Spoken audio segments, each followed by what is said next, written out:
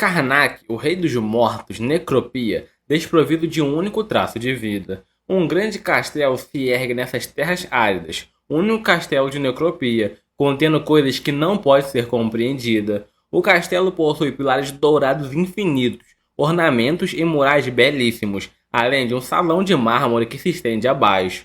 Há esculturas gloriosas elaboradamente trabalhadas. Além disso, há um símbolo de poder absoluto, o mestre de tudo. Ele é o governante absoluto de necropia. Essa pessoa é o rei da morte, Karnak. Ele transcende tudo e controla a própria morte.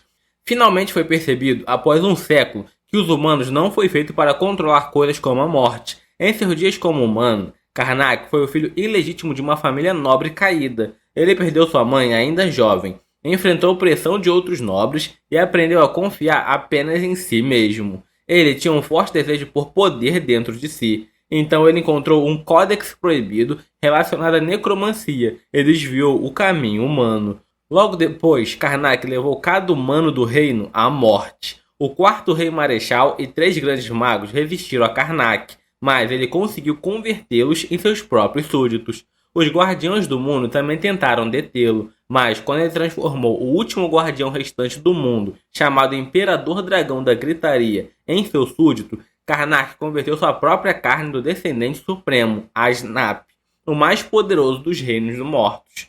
A partir disso, nasceu o rei mais forte que já existiu. Karnak pensou que tudo era seu e poderia desfrutar de tudo, mas se passaram 70 anos desde então. Ele se perguntava o que ele poderia fazer com um corpo que só tinha ossos. Ele se questionava por quanto tempo esse ato sem sentido deveria continuar. Para ele, o calor do sol, a brisa suave e o calor de um humano, ou mesmo a dor penetrando em sua carne, seria melhor do que sua vida seca e vazia. Mas ele ainda tinha esperança.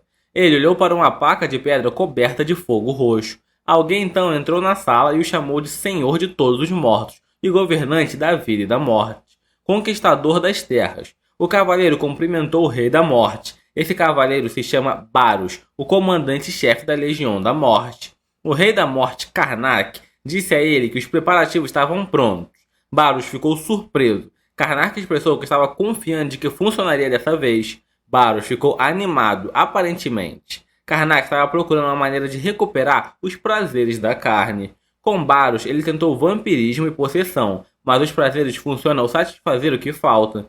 Para os ascendidos como eles, nenhum método poderia satisfazer suas necessidades. No entanto, como eram os últimos ascendentes, poderiam encontrar uma maneira de recuperar seu prazer. Se não pudessem desfrutar do prazer humano porque não são humanos, eles planejavam voltar no tempo para o dia que eram.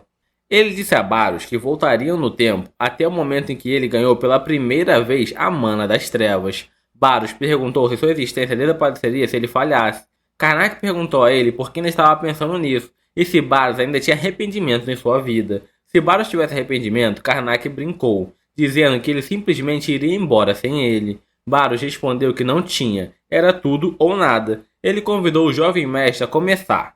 Karnak estava ansioso para voltar àqueles dias, os dias que eram um humano. A luz roxa que vinha da placa então os devorou lentamente. A próxima coisa que soubemos foi que a consciência deles lentamente voltou. Karnak podia ouvir alguém o acordando. Um homem louro perguntou se ele estava acordado agora. Ele viu o rosto familiar e perguntou se era Baros. Baros respondeu que sim, e disse que fazia muito tempo desde que teve aquele rosto. Baros comentou que o rosto pomposo e magro de Karnak era igual aos velhos tempos. Como resposta, Karnak disse a Baros que ele ainda não tinha senso de respeito. Karnak olhou ao redor e afirmou que havia chegado na hora certa. Ele viu o livro na mesa. Era o começo de tudo. Ele caminhou pelo caminho da necromancia como conhecimento do Códex e não planejou experimentá-lo. Sua mão emitiu luz roxa e queimou o livro, mas ele ficou desapontado, pois aquele era todo o poder que ele tinha no momento. Baros entrou em pânico e perguntou se estava tudo bem deixar o livro queimando. Karnak respondeu que estava tudo em suas memórias de qualquer maneira, e que mesmo que se fosse um codex proibido, não era tão importante, já que era apenas o básico. Na opinião dele, era melhor se livrar dele do que deixar a possibilidade de que eles pudessem lidar com isso. Baros percebeu que Karnak havia planejado tudo. Ele o provocou, dizendo que Karnak apenas ficou mais bonito. Ele ouviu barulhos vindo do seu estômago. Estavam felizes ao ouvir isso. Já fazia muito tempo desde a última vez que escutaram seu estômago roncar. Eles emergiram da caverna e Karnak decidiu que deveriam comer. Poucos momentos depois, vozes altas encheram a cidade enquanto os dois se alegravam com a refeição. As pessoas os encaravam devido ao volume com que se expressavam sua alegria por comida e a sensação prazerosa de poder senti-las novamente. Estava tão bom que trouxe lágrimas aos olhos de Baros. As reações deles eram intensas, rios de lágrimas de alegria por poder sentir o gosto de comida novamente.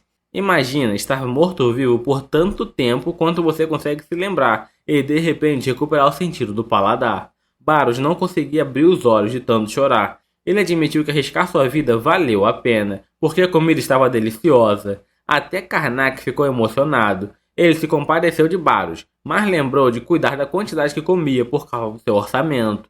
Baros respondeu que Karnak também deveria desacelerar. Karnak admitiu que poderia desmaiar de alegria apenas ao sentir o cheiro da comida.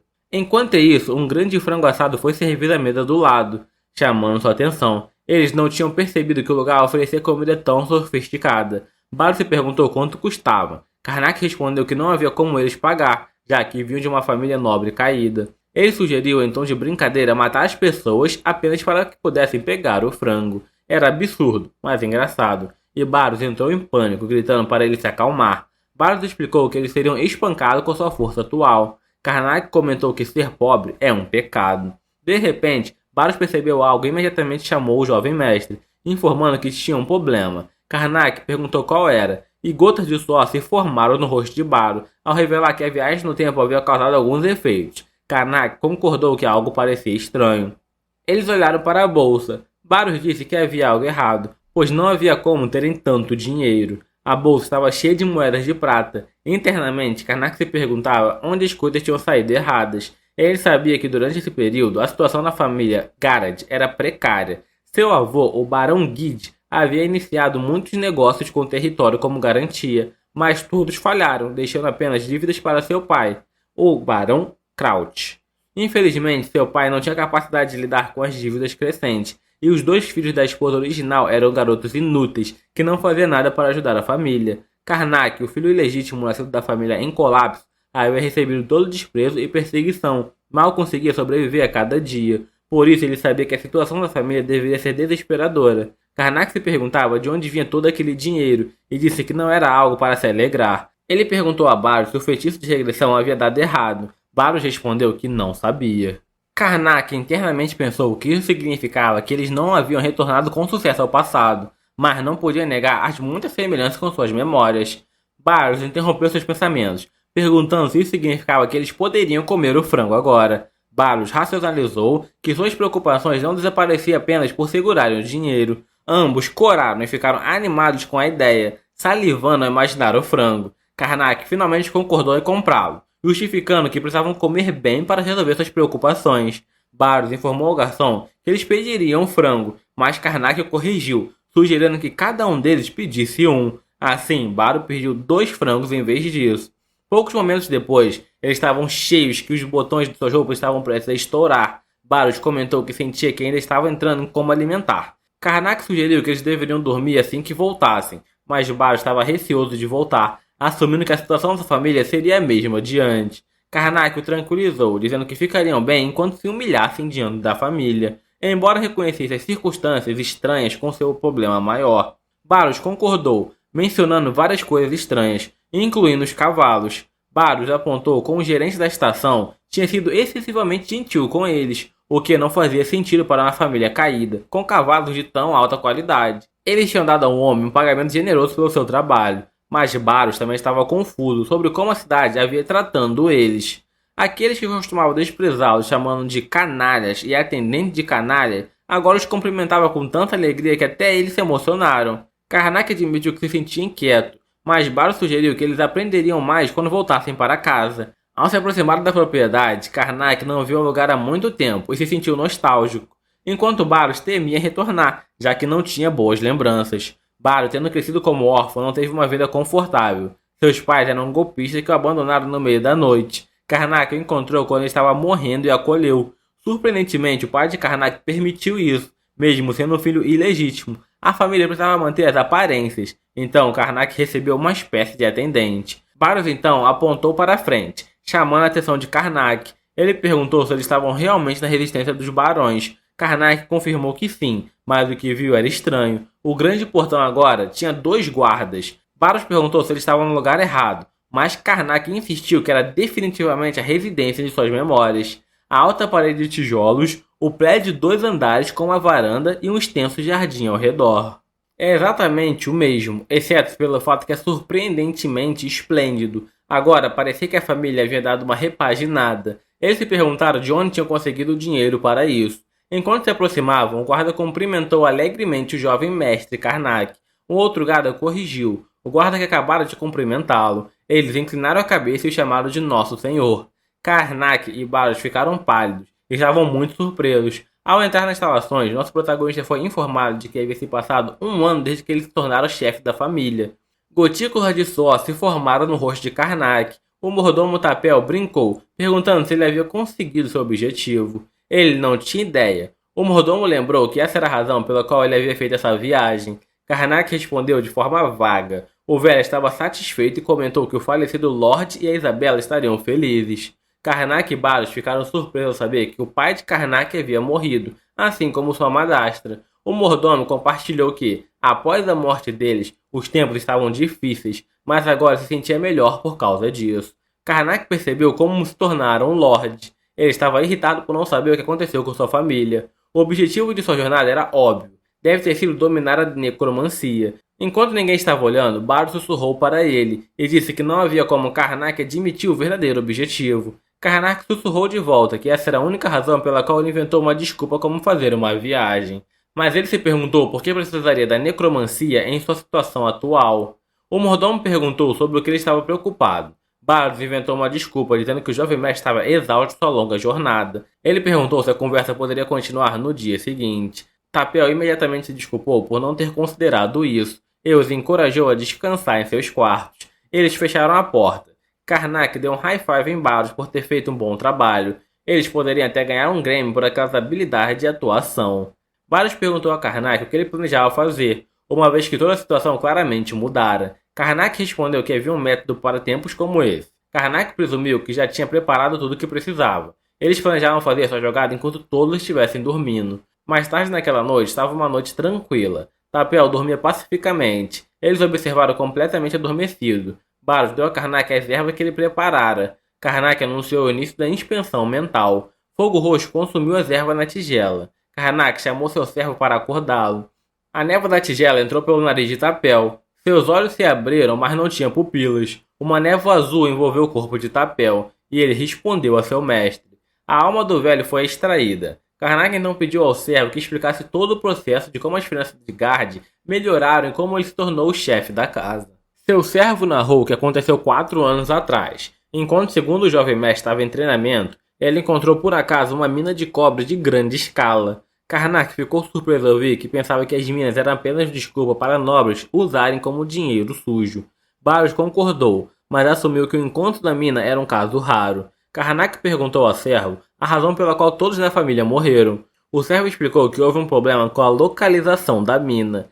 Ela estava situada na zona de neutralidade entre a família Gard e a família Dentor. As duas famílias reivindicaram que a mina era deles, e o conflito levou a uma guerra entre eles. Os Dentor sempre foram consistentes com seu treinamento militar. Não havia ninguém que pudesse derrotar Randolph, dos Dentor. Ele derrotou facilmente o barão na batalha, e até matou o jovem mestre Cell, o filho mais velho da família, o melhor cavaleiro da casa. O segundo jovem mestre Faral perdeu as 2 pernas por causa do Randolph, e, por conta disso, tirou sua própria vida. A baronesa ficou chocada com tudo isso, e faleceu não muito depois. No final, o jovem mestre Karnak foi escolhido como sucessor, apesar de ser menor de idade. As duas famílias prometeram então cessar-fogo, até que ele atingisse a maioridade, e se tornasse o chefe oficial da casa. No entanto, todos estavam preocupados com a mina de cobre e a promessa da compensação pela guerra.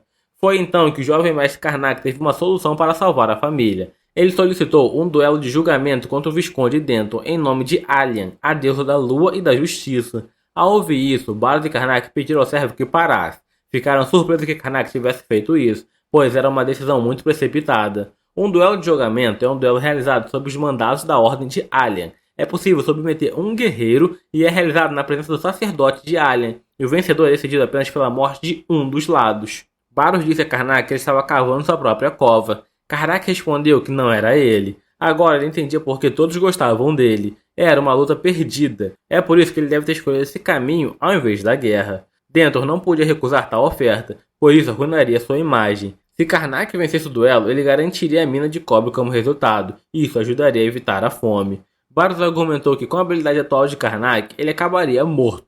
Karnak respondeu que é também por isso que ele se prepararia da melhor forma possível. Ele perguntou quando seria o duelo, e o servo respondeu que seria em um mês. Naquele momento, eles souberam que haviam cometido um grande erro. Ficaram pálidos, pois era muito perto. No dia seguinte, vários doces foram servidos à mesa. Karnak disse a Baros que preparou comida para ele, já que sempre trabalhava duro. Baros ficou tocado. Ele comeu feliz e no meio disso perguntou a Karnak se estava tudo bem ele descansar assim quando a data do duelo se aproximava. Foi então que Karnak perguntou se Baros poderia ir em seu lugar. Baros ficou pálido, percebeu que a comida era um suborno. Ele disse a Karnak que não poderia fazer isso e estava prestes a sair. Karnak segurou seu braço e argumentou que Baros havia matado 3 dos 4 reis de Marshall. Baros explicou que isso foi tudo graças à necromancia de Karnak.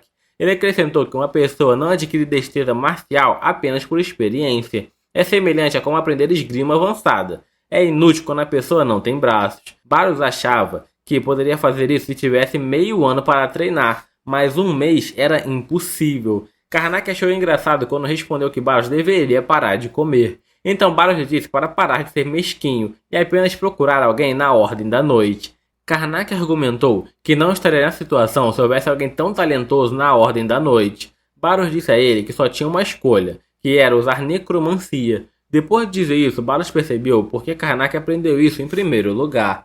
Karnak admitiu que havia um problema. A necromancia era proibida. Ele lembrou a Baros do tempo no passado, quando estavam fugindo. As pessoas estavam perseguindo porque acreditavam que conseguisse capturá-lo seria abençoado por Alien. Eles conseguiram eliminar a casa de forma furtiva, usando necromancia. Naquele tempo, não tinha ideia de como pessoas descobririam, mas os sacerdotes de Alien apontaram Karnak como culpado. Chamaram-no de diabo e estavam certos de que ele era um necromante. Karnak começou a entoar: "Venham almas errantes, apague o destino dos vivos usando a luz do abismo." Aquela técnica era chamada de ira do espírito ressentido. Todos entraram em pânico ao ver usar magia maligna. Anteciparam os ataques e com precaução levantaram as placas guardiãs, relicários sagrados da Ordem de Alia que afasta o mal. Mas todos foram atingidos, perguntando se a bênção da deusa não estava funcionando. Karnak continuou atacando as almas voadoras, atingindo aquelas pessoas. Então Karnak e Baros correram, pois a outra equipe estava prestes a alcançá-los. Karnak estava interessado em saber como aquelas pessoas descobriram que ele estava usando necromancia, quando o livro dizia que ninguém saberia. Baros leu o livro e disse que aparentemente apenas civis, magos e cavaleiros não saberiam, e que os sacerdotes eram exceções. Karnak ficou surpreso ao ouvir isso. De volta ao tempo presente, Baros riu e comentou que foi um tempo tortuante.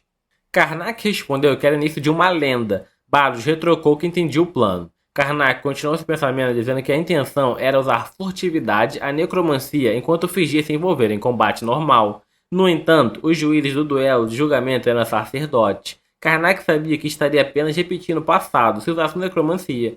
Baros sugeriu que deveriam conseguir algum dinheiro depois de fugir. Karnak respondeu que seria uma pena, já que todos os membros de sua família haviam morrido e as pessoas gostavam dele. Baros disse que poderia manter uma atuação como um bom patriarca enquanto Baros se preparava para seu funeral. Karnak retrucou que não era uma atuação e pediu a Baros que se sentasse novamente.